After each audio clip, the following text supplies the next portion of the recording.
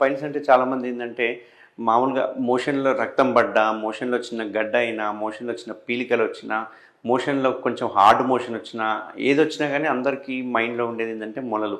అంటే piles, haemorrhoids ఇవే మైండ్‌లో ఉంటుంది. బట్ ఇక్కడ చూసుకుంటే గనక అసలు పైల్స్ అంటే ఏంది? అసలు పైల్స్ ఎవరిలో ఉంటాయి? ఎందుకొస్తాయి? అసలు పైల్స్ రాకుండా ఎలా అవాయిడ్ చేయాలి? అంతేకాకుండా పైల్స్ యొక్క లక్షణాలు ఏముంటాయి? దీనికి అడ్వాన్స్డ్ చికిత్సలు ఏం అవైలబుల్‌గా ఉన్నాయి? కంప్లీట్ పెయిన్‌లెస్ ట్రీట్మెంట్స్ అనేవి అవైలబుల్గా ఉన్నాయి వాళ్ళు తెలుసుకుందాం. సో పైల్స్ అంటే నథింగ్ బట్ ఏంటి అంటే మోషన్ చుట్టూ మనకు కొన్ని వెయిన్స్ అనేవి ఉంటాయి అన్నట్టు.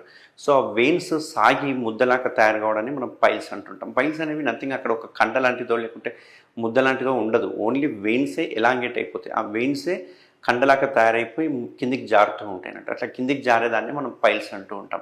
యూజువల్గా పైల్స్ 3 చోట్ల అంటే 3 చోట్ల వచ్చే అవకాశాలు ఎక్కువ ఉంటాయి. బట్ రిమైనింగ్ చోట కూడా వచ్చే అవకాశం ఉంటుంది.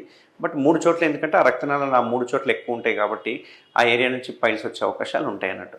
సో యూజువల్గా పైల్స్లో మనకు 2 రకాల పైల్స్ ఉంటాయి అన్నట్టు. ఈ 2 రకాల పైల్స్ ఏంటంటే ఒకటి ఇంటర్నల్ పైల్స్ అంటాం, రెండోది ఎక్స్టర్నల్ పైల్స్ అంటుంటాం అన్నట్టు. అంటే ఇంటర్నల్ అంటే మోషన్కి పోయే ద్వారానికి పైన వస్తేనేమో ఇంటర్నల్ పైల్స్ అంటాం.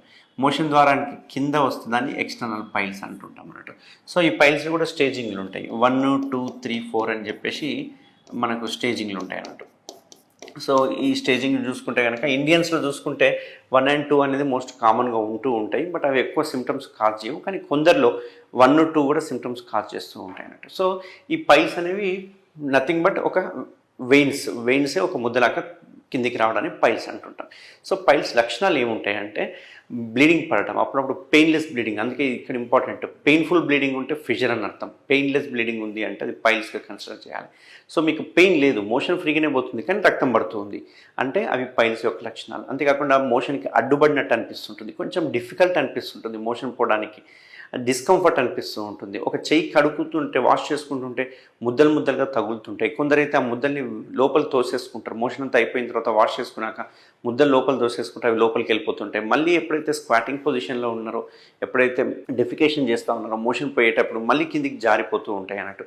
అవి పైల్స్ యొక్క లక్షణాలు. అంతేకాకుండా కొందరికి అయితే కనుక అక్కడ చిన్న అల్సర్ లాగా ఫామ్ అయిపోయి బయటకు వచ్చి ఒక గడ్డలాగా విపరీతమైన పెయిన్ కూడా ఉంటుంది. దాన్ని థ్రాంబోజ్డ్ పైల్ అంటుంటాం అన్నట్టు.